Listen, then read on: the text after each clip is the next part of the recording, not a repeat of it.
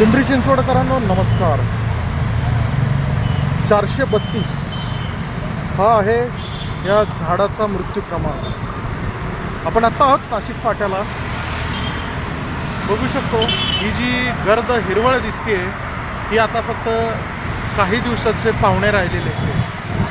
त्याचं कारण असं आहे की विकासाच्या नावाखाली जो एक रस्ता होणार आहे त्या रस्त्यामध्ये हे झाडं तोडली जातील. प्रशासनाला आपली नेहमी एक विनंती असते की तुम्ही झाडं तोडण्याऐवजी त्या झाडाचं पुनर्रोपण करा. याबाबतही आपण आयुक्तांना आणि वृक्ष प्राधिकरणाला आपण रिक्वेस्ट करायची प्रयत्न करू की झाडं न तोडता ही पुनर्रोपण करावी.